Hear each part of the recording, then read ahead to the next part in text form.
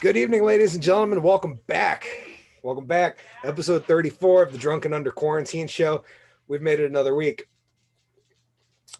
I, of course, your host, Hickory the Drunken Underwhelming. This is the Drunken Under Quarantine Show, hosted to you by the Woolen Milk Comedy Club. Tonight, as always, Collen Doyle is with me, GW is with me, and tonight we got Mike Gray from Maine back on the show. See how it's going up there. Not quite the North Pole, but we're getting in the mood. So later on, we're going to talk a little bit about Christmas. We're going to get some updates from Mike on how Maine is going and how the comedy scene looks up there, because everywhere is a little bit different. We're going to talk about some really creative smugglers in a prison that won my heart. We're going to talk about a mix-up in a packing facility that might have an impact on somebody who might even be on this show. And lastly, we're just going to talk about some of the craziness that's been going on and hope it works. But without further ado, welcoming to our spotlight stage, my good friend and as always, my co-host, Mr. GW Foley. Hey, how's everybody doing?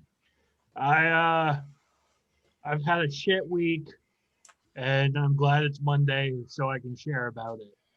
This is like my AA meeting, except there's drinking involved. Yesterday I went to go do my laundry at the laundromat because I'm poor, and last week I noticed that my cap of the laundry detergent was broken, and I took a corner in my car where the laundry detergent was on top of the basket, and the basket fell over and dumped all the detergent in the back of my Jeep. Yeah, and I don't know how to say what the mess is. I don't know if it's clean or dirty. Because technically it's a cleaning solution, so it should be clean, right? I'm waiting for it to rain. It's poured out onto my bumper, and I'm waiting for it to rain so my car starts getting soapy wherever I go. It should be fun in the snow. It's like my own secret agent vehicle. Instead of oil slicks, I just have soap, and the cars behind me start losing traction. That's gonna be my plus side for everything. Finally took a shower on Saturday. I felt it was time. I realized that it was way too long, and I need to get out of the house more often. But I'm coming to the point where I feel like Oscar the Grouch, where I'm just living in a trash can and I'm fine with it. I don't want to deal with anything else. I actually had a conversation today with my significant other, and my thing was, do I have to leave the house today? No, perfect.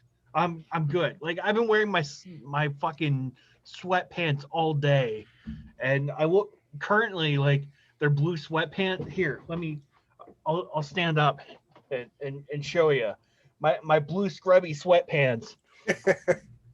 And I realize I'm like the fat version of the blue Power Ranger right now. Billy! Yes. I just need to get the little coin and be like, Triceratops. I wish all my outfits were color coordinated. So I could be a different color of the rainbow every day of the week. I think that would be something really special to do. Tuesdays would be Green Day. Haha. I didn't mean to make that joke, but fuck, I did. And Fridays would be Red Day. I think basically what I really want is to look like a Slav and wear a different Adidas outfit every day of the week, or Jonathan Davis from Korn. Those are my two fashion role models right there. School's almost done for me. Woo. I'm really excited about that. Yes. Woo. Straight A's, ladies and gentlemen. Yeah. It's impressive. And one of my professors said that he wants to see me in his class next semester. And I said, fuck you, asshole. The amount of shit you put me through, I am not going to do that. I would rather cut off my dingus than to join another class with you. Hopefully he's not watching. If he is, that was just a joke. I would totally be in your class again. Don't fail me. That was it for my week. I need to go on like some sort of adventure. I just I'm getting too cooped up being in my house. So maybe I'll find an adventure for next week. Maybe. Good luck. Yes, thank you. I need it. I forgot. I'm supposed to be doing something else. Sorry. Let me introduce you to Colin and see how his week's been. Hey, how you doing? GW. Hey. Hey. People don't understand. For those of you watching at home, this is a complex thing we're doing over here. Sometimes we got to be introducing people. Sometimes we got to be doing something else. We never know. We never know. Hickory, the Drunken Under Quarantine show. There's a lot of confusion in what we do. People ask me sometimes, Colin, what do you do for a living? And I try not to be such a stereotype and sound like just like a total Italian guinea, but I'll be like, I work for the family business. People are like, what do you do? I'm like, a little bit of this, a little bit of that. You know what I mean? You know how it is. We all do those things, right? What do you do? Who's your mother? You know? I love my family. I'm a big family person. I love my my father. My father is a tough guy to complain to. If I talk to my father about things, I got to be very careful with the words I use, right? I can't use the word problem, right? Because I don't have a problem.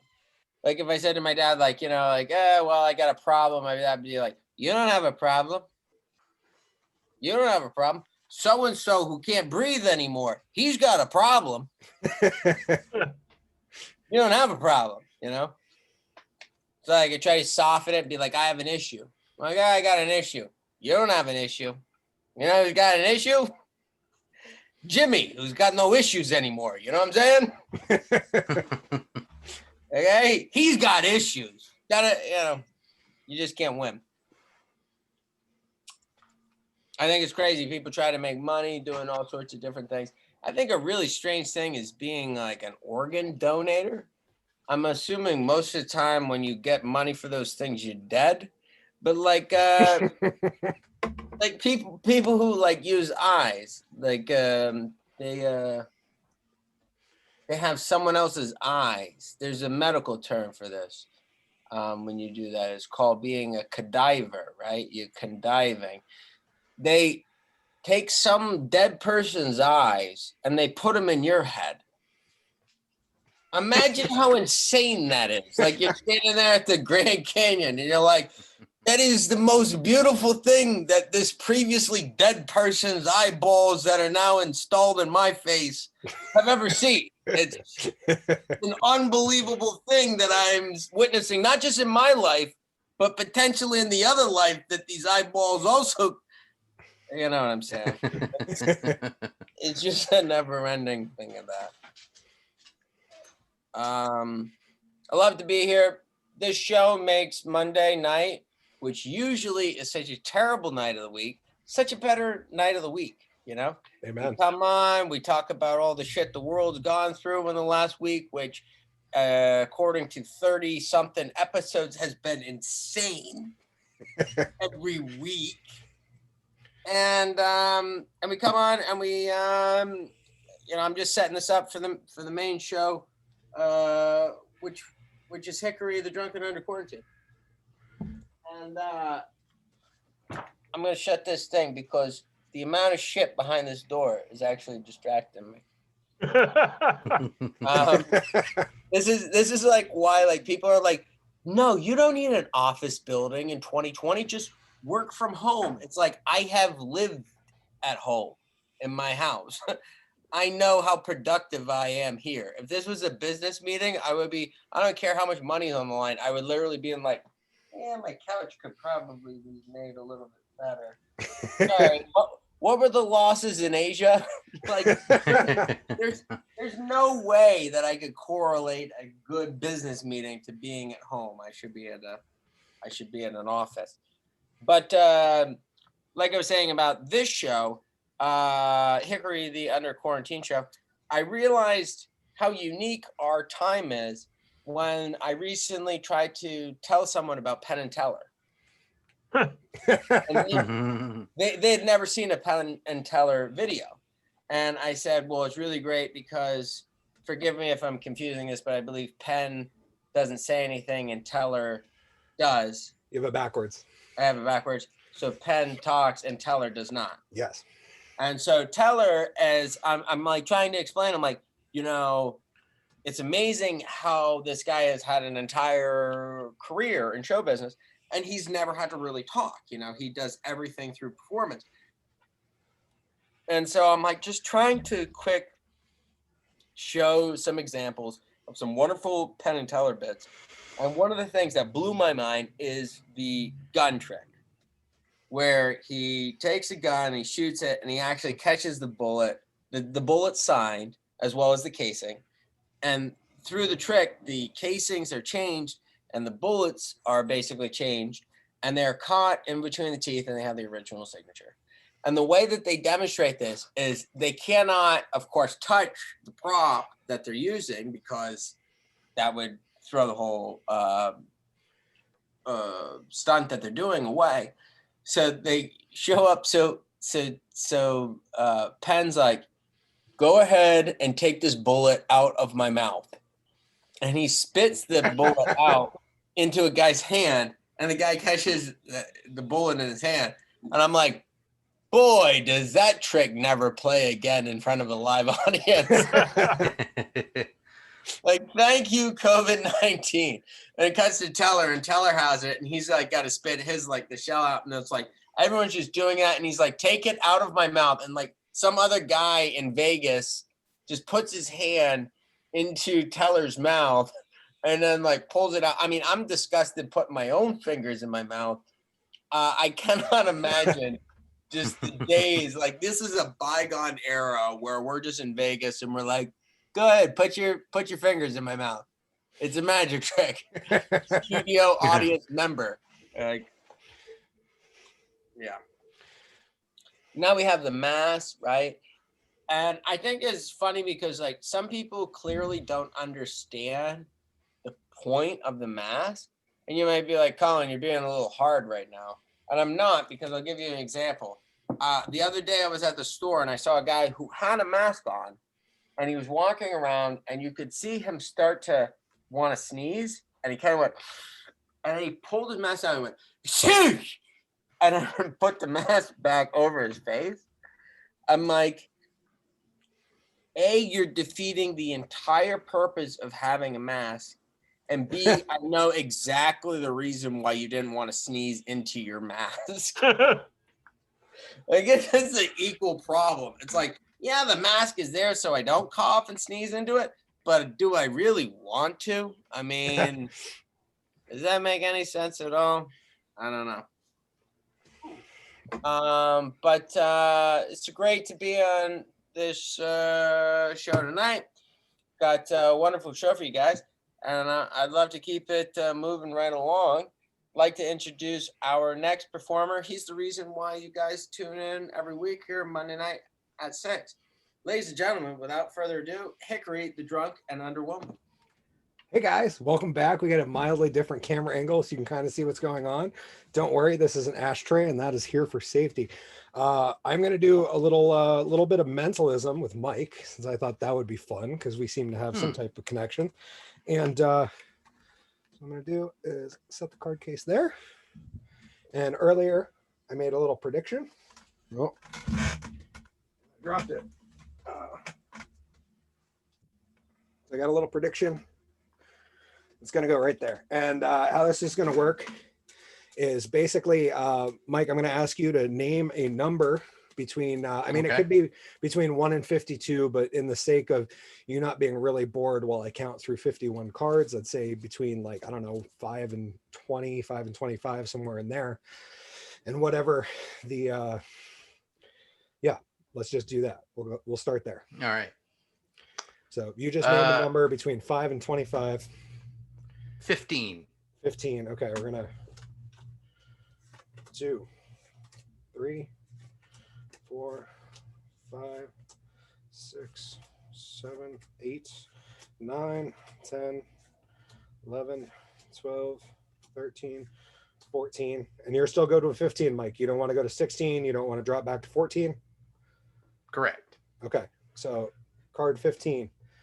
We have a 6 of hearts, to which I will just place in the center there. You guys can see that's clearly in the center. We'll set these other cards back on top.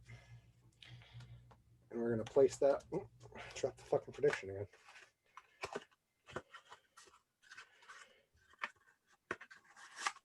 We're going to put that in the card case.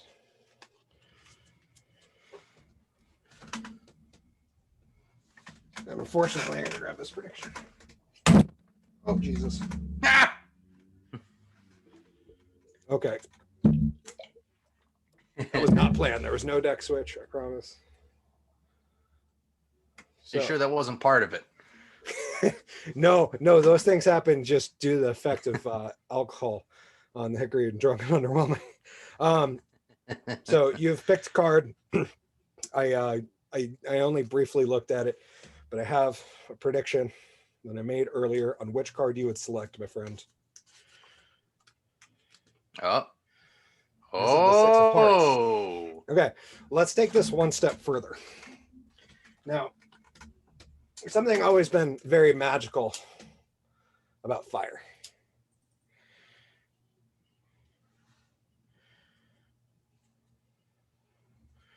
And that, my friends, is why we have an ashtray for safety.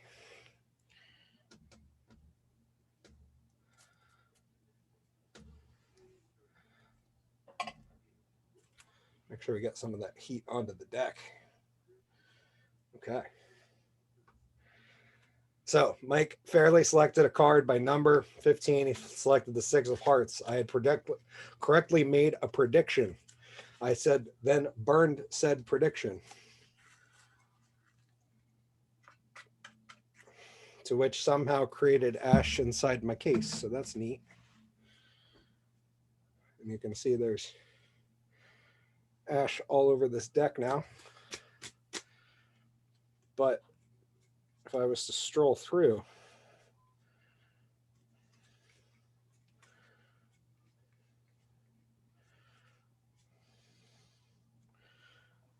I was able to find Mike's card squarely in the center.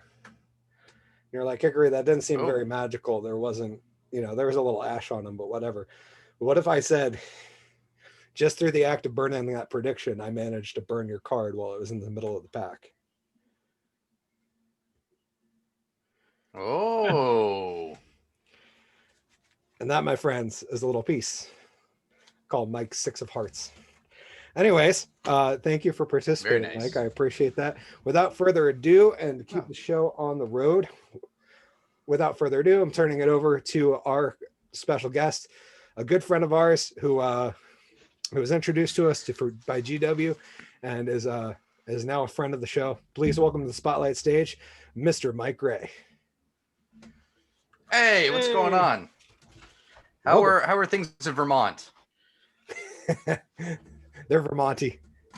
It's always Vermonty, weird. Yeah, that's right. I once saw a shirt that said, what happens in Vermont stays in Vermont, but it's okay because nothing ever happens. I don't know how true that is, but it's 2020 and it's almost over, but it's been really weird. I think we can all agree that it's been really weird. And this reminds me of a pandemic that we had in 1968 to 1970. I mean, I wasn't there for it. I read about it. And in that time, like, that's back when boomers would do this thing.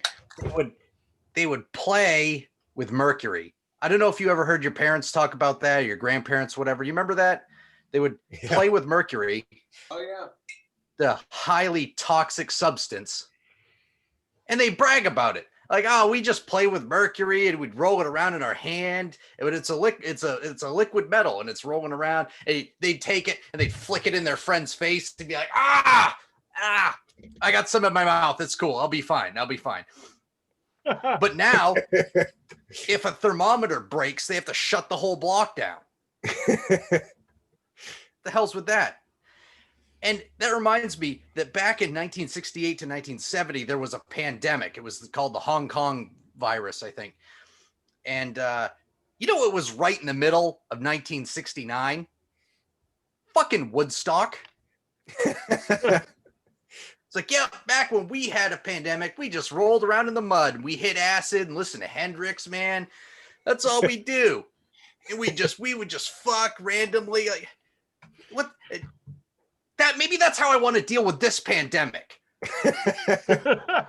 But no, we got to wear masks and social distance. And oh, by the way, Mike, Hendrix and acid. No, the best you'll get is watching a streaming Mastodon show on edibles.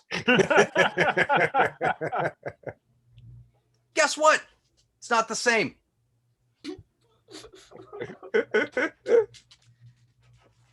And I saw a commercial recently, and it kind of bothered me quite a bit.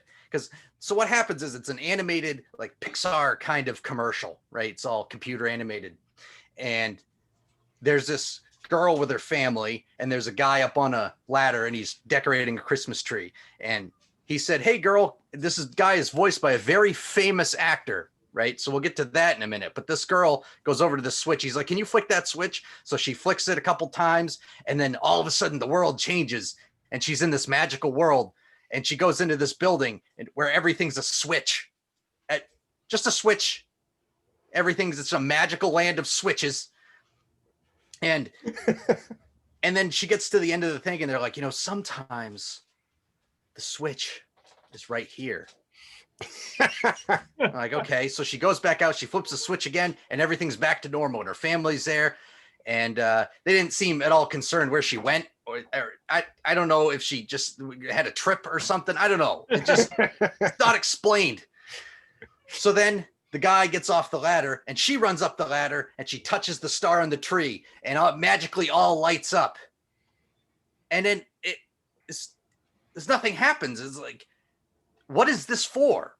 Is this some public service announcement? Is this a Black Lives Matter thing? Is this some kind of what is it? What was it? Was it something inspiring that we all had to hear? We're all in this together. Nope. Chick-fil-A. Yeah. The heart, the spark is in your heart, just like all the cholesterol we've been putting there for years. Fucking unreal. I couldn't believe it.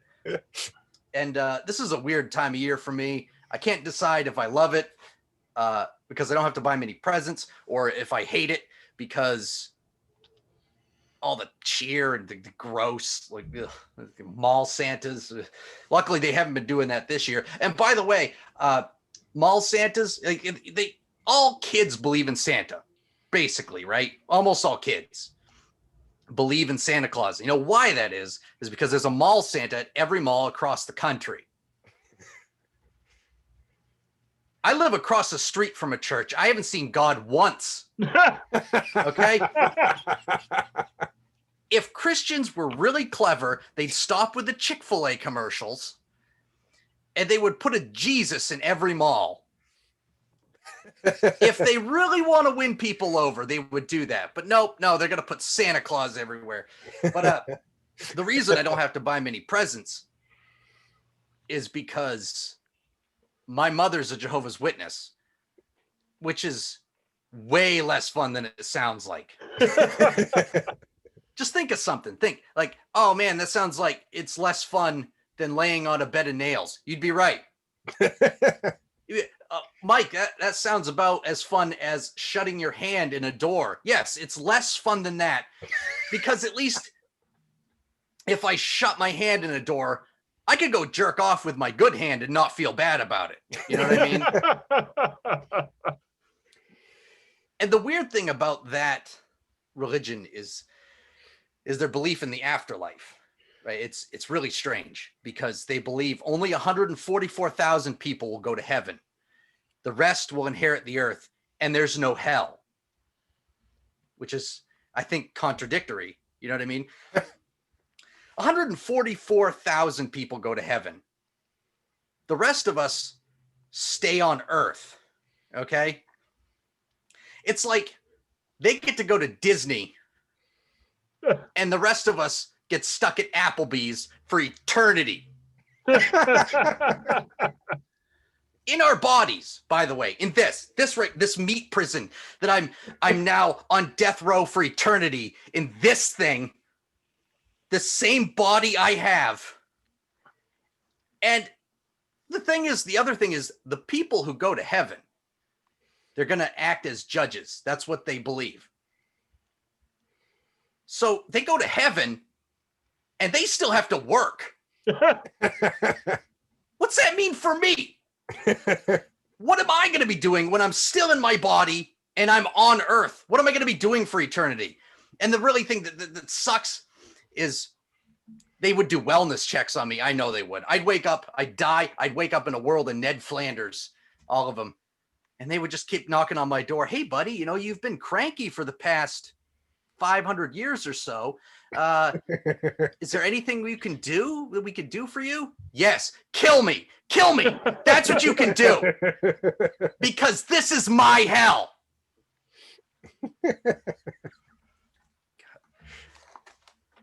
That was the thing about my upbringing is kind of weird. My mom's a Jehovah's Witness, and my dad was a drunk.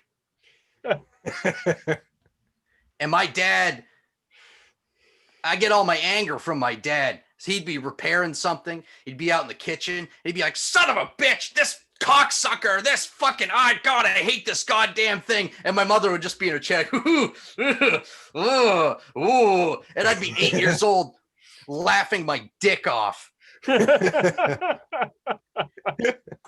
when I was a kid, I couldn't have friends over because my dad would be pissed drunk in his recliner. And to me, that was normal. That was not the least bit suspicious or anything. So my friends would come over and he'd be yelling at the dogs or something like, "This fucking dog doesn't listen to me. Come over here. Good goddamn dog won't listen." "Dad, she's deaf." "What do you want?" "Oh, you're going to sit there and slap the side of your recliner and hope she feels it out like a snake." "Awesome. Yeah, that's going to work." And my friends would come over and they'd be like, "Dude, is your dad drunk right now?" I mean, "Your dad is sober?" What kind of utopia do you live in? And is there a spare bedroom? Because I could really use a break. That's all I got for you guys tonight. Oh, Mike, thank you for joining us on the show, my friend. It's good to see you. My pleasure, dude. And on a side note from the show, from me, from Colin, from G-Dubs, happy belated birthday to you, sir. Yes. Oh, thank you. Cheers. They're not so happy anymore, but they exist. Wait till you turn 40. I turned 40? Yeah. Well, wait till you turn 40. Oh, Jesus. I can't wait. It's all downhill from there, man. I'm sorry, Mike. You might not know who you're talking to. That's actually Billy from the Power Rangers. Yeah, we managed some star power on this show. Yeah, I mean, G-Dubs, basically, no one likes to say G-Dubs is Billy, but he is. You never see the two of us in the same room. That's true. Right. Oh, and welcoming Oscar to the show. Yes. Oscar, thanks for joining us, sir. It's good to see you as always. Someone was being a whiny little puppy and needed it. Oh. Yeah. See, who needs comedy clubs? You know what I mean? It just you have your dog sitting in your lap. You could just do comedy right from your laptop. It's great. I'm sorry, Mike. What are you, my financial advisor over here? Yes.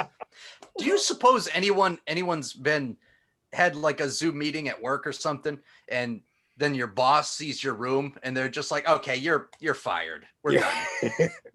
Yeah, I was that guy from CNN. Oh, I'm sorry. I thought this was a doctor's appointment. I was just checking it to make sure. Oh, you thought you had a job here, entire division of CNN. You were done. Wanted to make sure my gun was clean before I put it away, and here I am. I just have to jump in for those of you watching at home. Perhaps there might be some confusion at home that the term cocksucker is actually an endearing New England term. This Far from Vermont. Far from Vermont. Mike, this goes from the shores of Champlain to the coast of Maine. We use the term cocksucker as just to describe anything and everything. And, oh, really? It's not so much a homophobic term as it is like, those slippery roads out there, those are cocksuckers, Is that when you drop the R though? Yeah, that road out there is a cocksucker. No, that's a little more south in Massachusetts. We don't go for ours up here. It's all right. Yeah. Like we say in fucking Mass, you'd say, park the car, not cocksucker. It's just something to warm the jaw up. You know what I'm saying? Something about saying cocksucker and warming up the jaw together just really makes me. That makes me feel that warm Christmas discerning cocksucker there. In the comments, Dolores said, "Happy birthday, GW Foley." Wasn't my birthday. Hey, you can't. Sometimes Ma gets confused as well. You can't blame a lady for trying. If she says it often enough, like she'll never be wrong. I popped out of her. She should know. I guess it didn't make the calendar, G-Dubs. I'm sorry. Apparently. Like, her other son's birthday's tomorrow. Like not even me. Well, let me tell you something, G-Dub. Was You're he the lucky White I went Ranger? through labor. That's what it is. Was your brother the White Ranger? Yeah. Okay. No, the Green Ranger. Oh, okay. Yeah, exactly. He's like, let me take a stab. Your brother's name's Tommy? Or Kimberly, depending on, Well, yeah, things changed. I was thinking it's more like Zach, the Black Ranger. I like the Black Ranger. And for $200, who was the red? Jason. Jason, that's right. I almost had that coming out. She followed up with gotcha. On the ooh. Thanks, Ma. You got Love me. you. Thank you, Ma. Love you. Okay, so we're gonna move on to the first subject for tonight. Mike, I just wanted to ask you about Maine, man. It's been a hot minute. I don't think we've talked to you since like mid to late September. It was probably October. Okay, Yeah. it was a good Something chunk like of that. episodes ago, and I remember the scene was starting to get going again, and then now we were starting to get going again, and we got shut completely down. So we just wanted to ask you about like what's going on up there with comedy, and how's COVID treating our Maine friends? Stuff's open. We're seeing big spikes, and we actually had a Hannaford or a Shop and Save manager, something like that, get hit by a car because someone refused to wear a mask. So that's happening. That is awesome. Yeah. I mean, really commit. You know what I mean? Yeah. Don't just walk out of there. You hit the manager. You hit him where it hurts. That's right. That cocksucker. Yeah, that's happening. We stuff's open. I'm actually going to be hosting a couple comedy shows. Oh, nice. At Craft Brew Underground. GW Foley, Mark Turcott. Yes. So he's running that. He's still booking it, but I'm going to be hosting for a couple weeks as his meat shield for coronavirus. And that's pretty much it right now. Are you gonna roll in a COVID suit? That would be like a hazmat suit, and Oh, like, I'd love to. That'd be great. I want to do that. I seriously wanted to reach out to Mark and be like, "Hey, Mark, can I be on one of those shows? I haven't done a show in forever." But then I'm like, then I have to come back in quarantine. Oh yeah, are we off the travel? Oh yeah, everyone is. Everyone there. Last I checked, there is one. Whatever the northernmost county in Maine was the only one that was not red on our map. Oh wow! I last time I heard, for Maine, New Hampshire, and Vermont were still good, but I haven't heard anything since. So that might have changed. I have no idea. And that might have been the last thing I heard was in April. So, I don't know where we're at now. Our entire map is red, like in the entirety of New England, which means hotels can literally only book people from Vermont right now, which doesn't seem like a good investment to, like, you're out of work, you're not making much money, you're under quarantine, and you're like, hey honey, it'd be really great, like, let's get away to 5 towns over and rent a hotel room. Yeah, no one does that. Yeah, this past weekend was Wassail weekend. For those who are aware of that tradition in Woodstock, which is normally a big deal. It's been mentioned in movies and on TV, and it gets mentions on the those people on the late night shows that we're competing with, so I won't mention their names. But fuck those cocksuckers. Well, it was a fierce cocksucker. The Wassail weekend actually was the first Wassail weekend on record that our locals enjoyed this year. Wow. That says, they could actually get out and light their own lantern in the green this year, and I heard that many locals had a great time and actually enjoyed their holiday. Yeah, Wassail weekend's a weird holiday where basically people do caroling, and it's a big thing, and people come in. It's just this is what a strange time. And I would like to actually congratulate everyone, because I didn't really pay much attention to this, but as of roughly 6 days ago, the Woolen Mill Comedy Club has been officially in business for 6 years. Woo! Oh, nice. Awesome. Well, are you going to count 2020?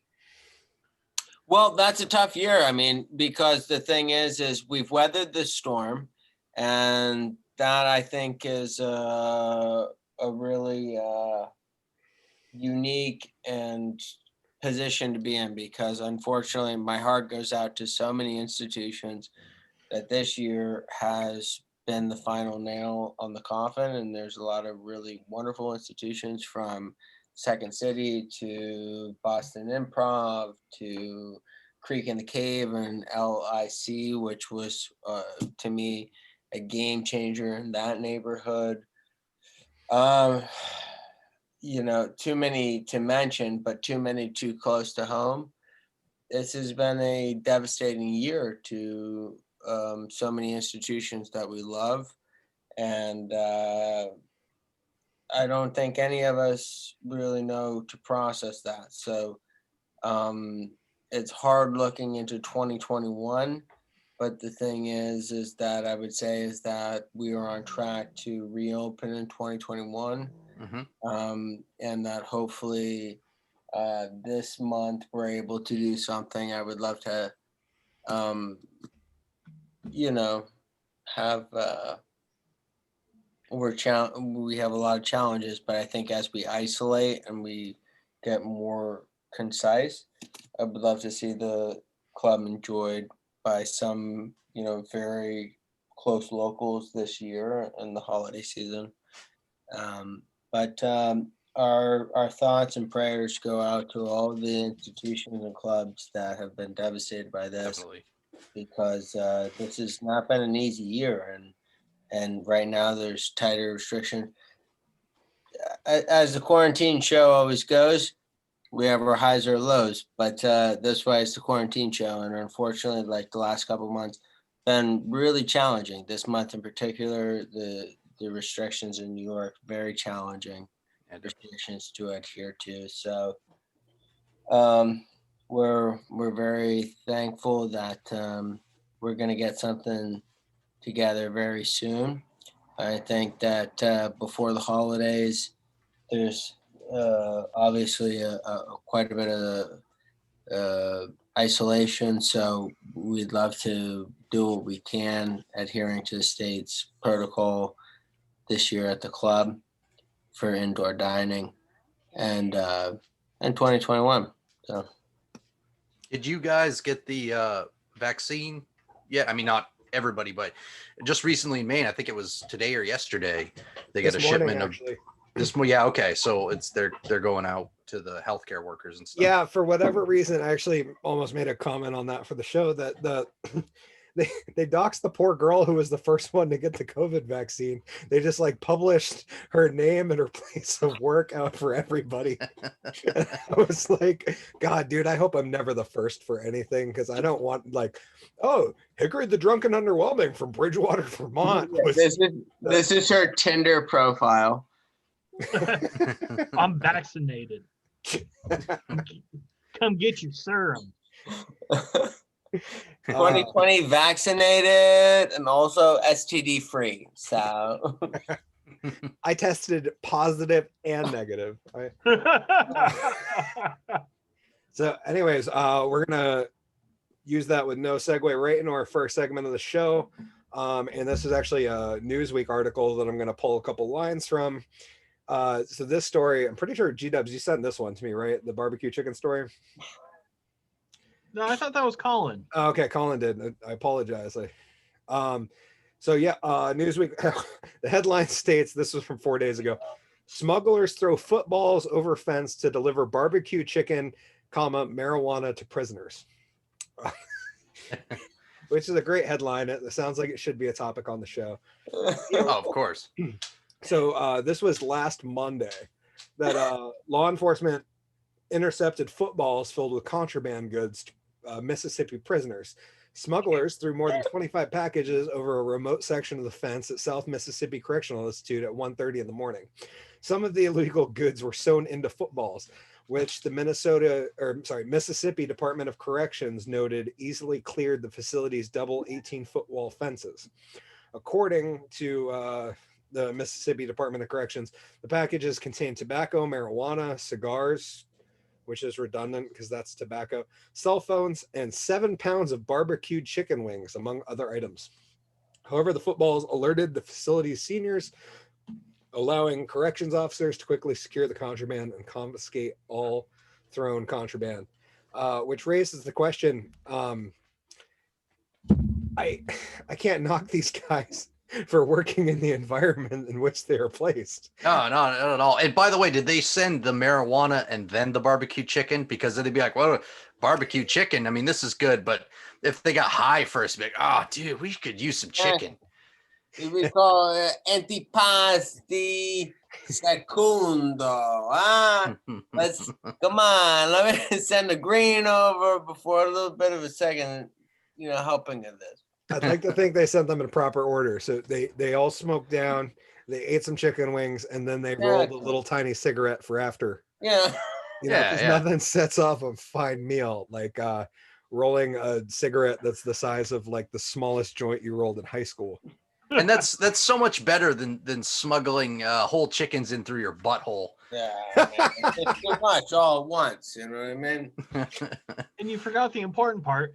They have a fucking football to play with afterwards. Like, very good point. point. Got to sew it back together. Yeah, I want to know if what happened to all the stuff after it was confiscated. Like, did the guards have a party afterwards and be like, "Hey, gonna toss some pigskin around, eat some wings"? I would like to think that like one of their kitchen professionals like tempt the wings when they received them. And they're like, oh no, guys, these have been in the temperature danger zone for longer than we'll allow. So, well, Billy, I'd like to say, of course they did. And I wish we could just cut. I wish we had the budget to have, and then all of a sudden the Triceratops running behind you like the well, you know. If I knew how to change my background. Yeah, we get. I mean, let's Google image. Does Billy Power Ranger have an image? I'm on this right now. Back to you guys. Other questions this raised was that like how much does a fucking barbecue chicken wing, like how many packages of ramen does that cost you in jail? I don't know about you guys, but I watched The Beautiful Assistant and I this past spring when we each had a week off in the beginning of quarantine time. We watched most of Lockdown or whatever that show is, where they send fake prisoners into a prison to root out the corrupt shit that's going on. And it seemed like they all trade like a packet of ramen is like the main source of trading inside the jail. It made me wonder how many ramen packs you have to give up for a chicken wing. In Vermont, it's honey buns. Oh, okay.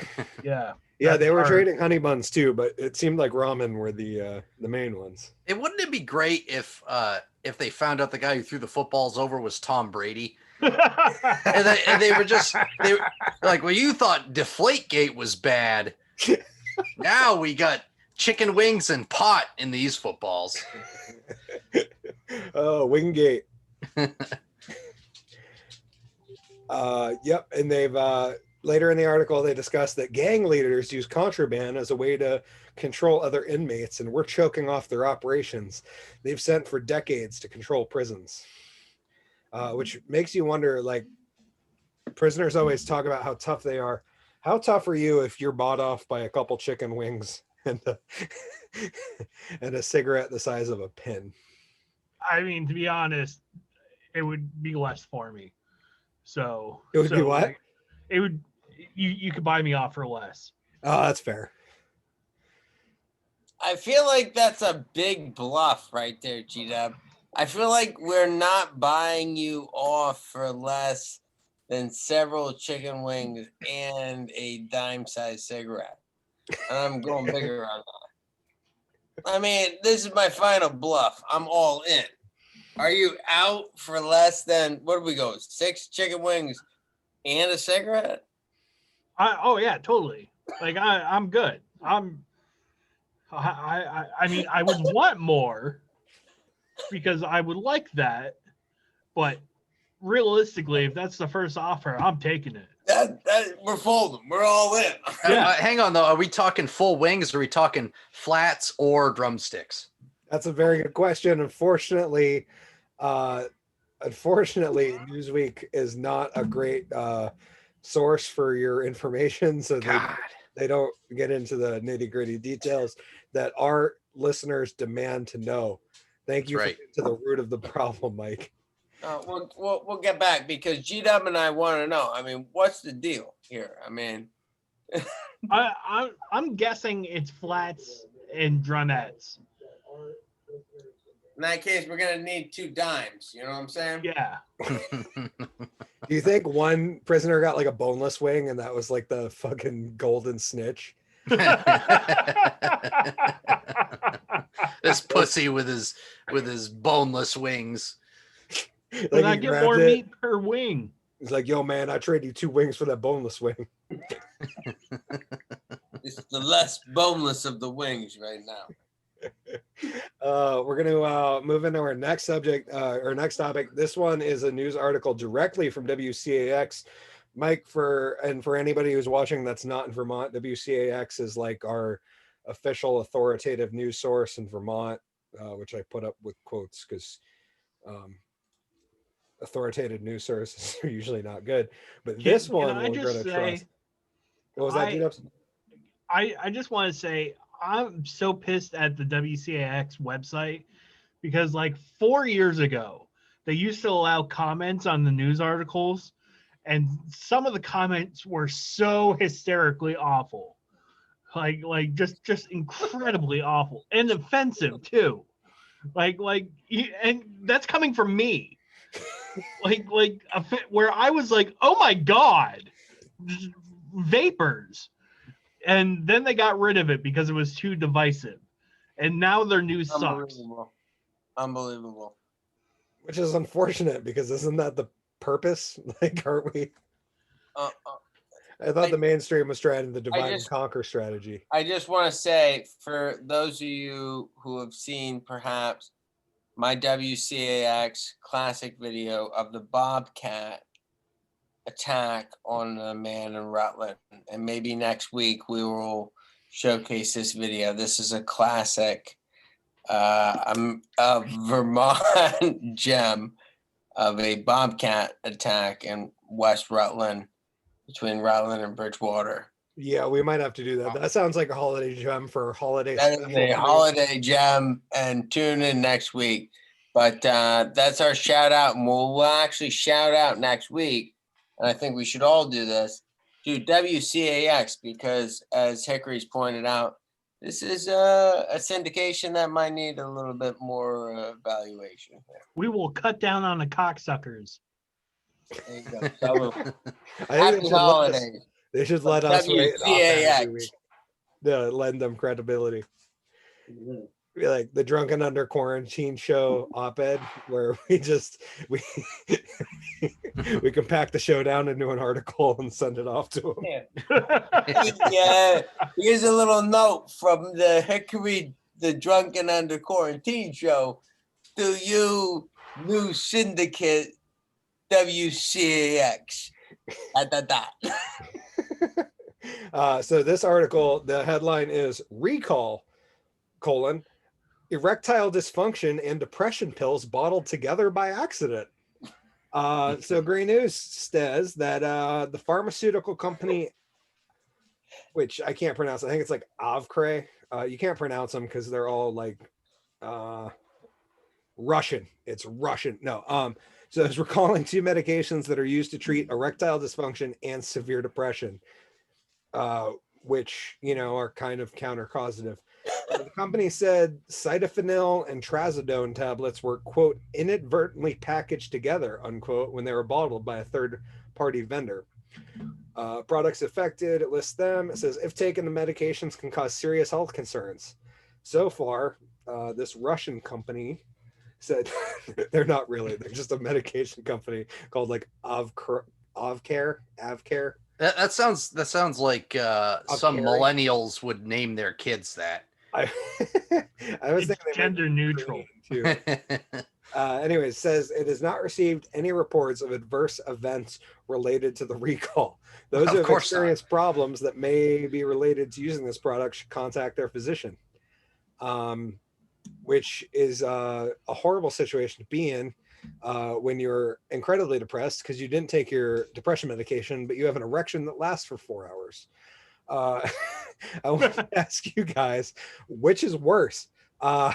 Is it worse to be the guy that expected to get antidepressant medication and got boner pills? Or is it worse to be the man who expected to have a jar full of boner pills and got some depression medication? Mike, as the guest, we'll start with you, my friend. Well, to be honest, sometimes antidepressant meds have sexual side effects, so maybe this is just kind of balancing out, They put some of this sildenafil in there just to balance. And I don't know, because no one wants to face that dilemma. Oh, I'm going to be happy, but my dick won't work, so. or I'm going to be depressed with the most erect penis I've ever had. Yes, which would, I don't know if that'd make me happy or not. I don't know. I was thinking about that, like, I don't know, man, it's huge, but I just can't. I don't have the energy to do anything with it. And now I'm even more depressed. G-Dubs, what'd you think on this story? As someone who takes trazodone, I'm depressed because I didn't get any fucking boner pills. Maybe I want to mix it up every once in a while. What the fuck, Santa? Get on it. And make them look exactly the same so you don't know which one you're getting that day. Yeah, exactly. Like, make it a game. It's like I wear sweatpants now. I'm a sweatpants guy. I've yet to have a boner in sweatpants. Like I want to stick out like a fucking circus tent. It's Russian erect roulette, where you're just you take a pill every day and whatever happens happens. Like G-Dubs, I would love you in sweatpants just ruining a board meeting by like knocking a glass off a table without realizing what's going on. Accidentally brushing someone's shoulder. Oh, I'm sorry. or just setting it on their shoulder while you're standing behind them, not realizing. That sure would cure your depression pretty fast, though. Let me think about this for a second. I'm sorry, there was a medication mix-up, and it's not my fault. Colin, what do you think? What are you doing with that grapefruit later? Man, I gotta be honest. I've been laughing my asshole through this whole thing.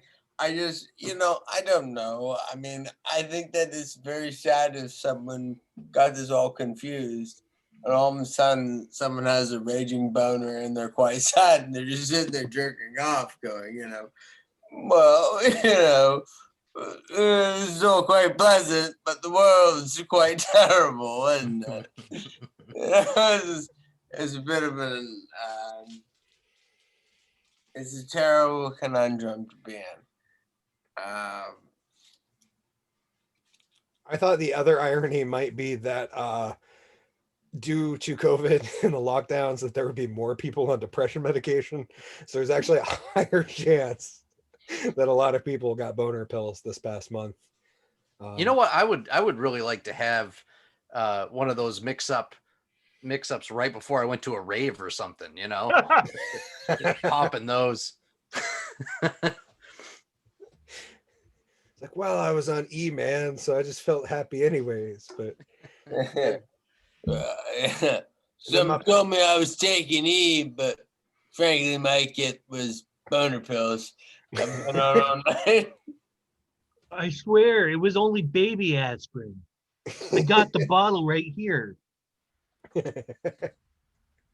Which seems like an awful predicament to be in if you got pulled over too, and they like actually went through the effort of testing your medication, and it came out that the medication in the bottle didn't match the prescription label. You were just like, well, they fucking gave them to me in Walmart, man. Oh, sir, step out of the car, please. Oh, Jesus, get back in the car. Get back in the car. He like stands up out of the car, just thump thump. Like, oh no, sir, we're not gonna make you put your hands on the and you're confused. I'm hard because why? We think he has a weapon that he's hidden somewhere. We're gonna need a strip search. No, it's just gonna make it harder. Can I just get home? This thing's gonna split in half like a hot dog. I just need to take care of this. And before we get to the last update, You got rubber gloves. Help me out, brother. I just want to let viewers out there know, please shoot us a message. We are looking for a couple of our viewers to call in for next week. Important announcement, we're going to be having Saucy Santa on next week. So if you want to call in and talk to the big old sauced Mr. Nicholas yourself, good old Saint Nick will be here answering questions. And no, they do not need to be family appropriate, because when has the show ever been family appropriate? So if anybody wants to call in, just shoot. Yeah, Mom. Yes, let your mom know that if she wants to talk to Saucy Saint Nick, that he will be here next week, and she should get in touch with me, because we'll be doing some call-ins, and that'll be very fun for our Christmas special on episode 35. Anyways, Serious, Mom, I know you're watching. Like call. Message us. So yeah, we'll set that up. That'll be great. Next week, G-Dubs will be Jesus, so you can wish him happy birthday again. It'll be. I'm gonna grow out my hair. I'm gonna look like Mike. What if we looked it up and it was Billy's birthday today?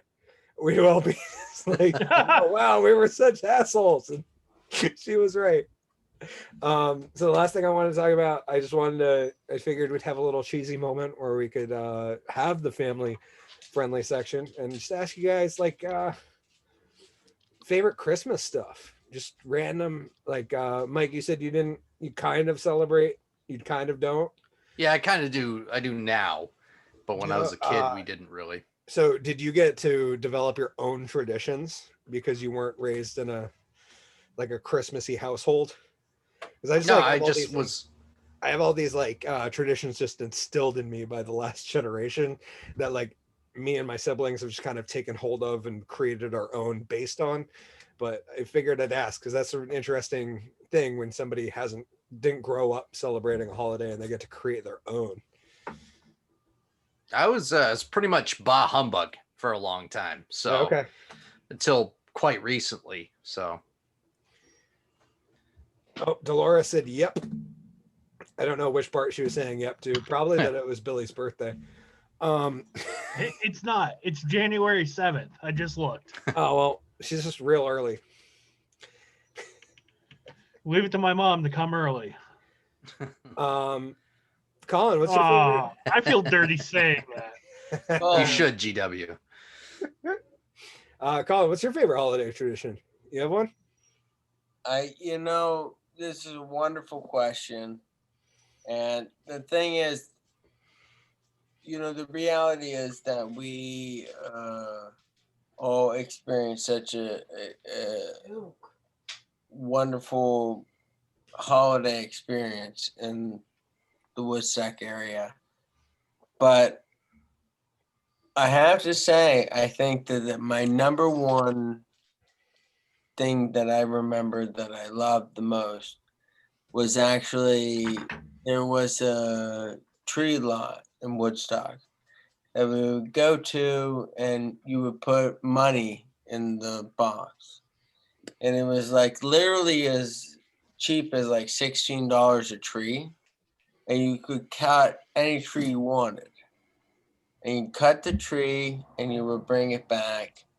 And I love that experience of going into just this anonymous sort of field of trees to cut and pay what it was that you felt, was reciprocatory of that. And that really is like, it's a beautiful thing. That was just like that to me is Christmas in Vermont, I guess. GW?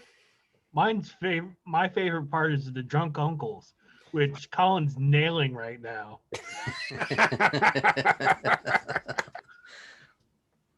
Just like me being a child, like, oh, tell me more stories. Any holiday's highlight is the drunk racist uncles. I got another thing about black people, Oh, go on. This is getting good, Although I got to agree, I saw Colin post a while ago where he was talking about that on Facebook, and it was like, I didn't grow up with a racist uncle, which is unfortunate because it's unfortunate. Missed out. I know. I felt like I had to live vicariously through movies.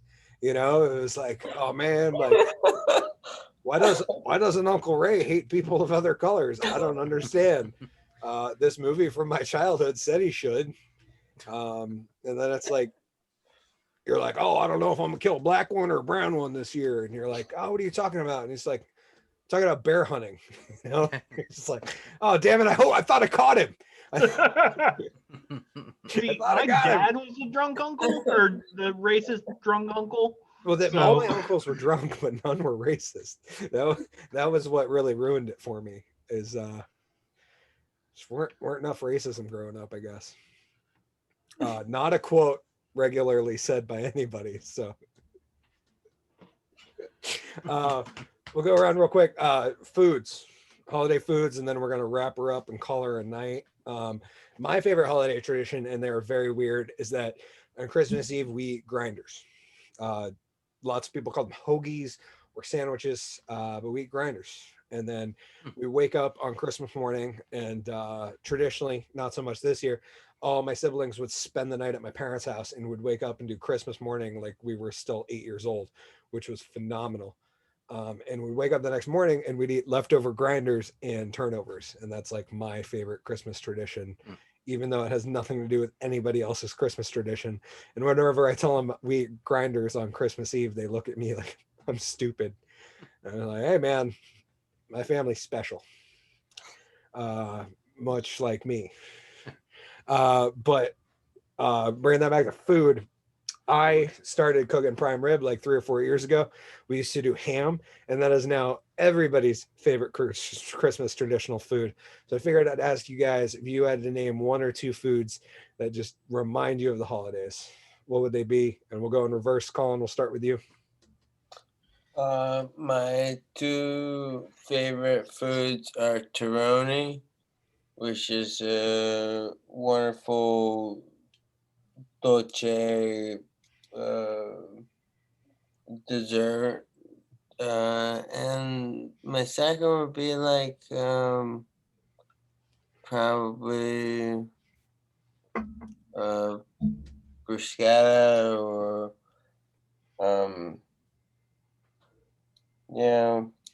fudge. Bruschetta is a good call though. That sounds delicious. Yeah. GW, what's your favorite holiday food, my friend? I love a certain green bean casserole, which it's I don't use cream of mushroom. I use cream of chicken. Ooh. Gives it a little meatier flavor. Yeah. Add some cheese to that shit. Oh, that's my holiday food right there. That's my jam. I could eat that no matter what. Mike, what's your holiday food, brother? Well, this one time, I was eating bagels in the morning with my brother, who's 10 years older than me, and a fly landed between us, and he blew on the fly. Except the fly was on my dad's ashtray, so he blew ashes all over my fucking bagel. That to me is kind of like the holidays. Ashes on a bagel. Yes. Tying it right back to the card trick from earlier. Mike, we need to have you on every week as my segue guy. I'm available for a fee. Well, we're working on it, you know. The budget's coming along. It's not great. It's much like the US federal budget. Nobody gives a shit about it on this show. That's right. No one can quantify it at all. No, and we'll just keep spending till we're fucking happy. That's how the Drunken Under Quarantine show budget goes. With that said, thank you guys. We're running a little bit over. I figured to do a final run around. Anybody have anything they want to get off their chest, and also plug your socials? Colin, you got anything you want to get out there to the public? Well, to the public, we're with you. You know what I mean? We're working with you. We're gonna get there. This month is unfortunately an unfortunate month, but happy to 6 years. Woolen Mill Comedy Club, and this next year we're going to 7 years. GW, you got anything you want to? I really want to say, Mom, seriously, reach out to, even call me. I can be the middleman for this. Let's do it. I want you, Mom, I want you to call and talk to Spicy Santa. That would be my Christmas wish, is for that. We can make Christmas dreams come true. Absolutely. You can follow me on Twitter, Instagram, Parler at Foley Kills. Find me on Facebook at GW Foley. Yeah. Excellent. Mike, any final closing thoughts and then plugs? Well, I just want to say also to GW's mom, call me. and after Spicy Santa, of course. And Bah Humbug. And I have a page on Facebook if you want to look me up, Mike Gray Comedian. And yeah, I'll post on there, usually show posters and stuff. And if you're in my area and you can make it out to one of the shows at Craft Brew Underground in Auburn, you should do it. Excellent. Mike, thanks for joining us again, sir. It's always great to see you. Dude. Please follow the Woolen Mill Comedy Club. Thank them for presenting the show and for making it 6 years, which is incredible. Congratulations to you guys for keeping this alive. 34 episodes. Next week is episode 35 featuring Saucy Santa. Please feel free to hit me up during the week. Shoot me a message. We'll get you on the call list. We'll make sure that you get your questions answered. Santa will be here answering questions honestly and off the cuff. So that's going to be awesome. Thanks everybody for being here. I'm Hickory the Drunk and Underwhelming. You can find me at Hickory TDAU on Facebook, Parler, Instagram, YouTube, and now TikTok. And please, everybody out there, remember to stay safe, stay drunk, stay underwhelming, but most importantly, stay sane. And next week, make sure you stay fucking jolly. We'll see you guys next week. And now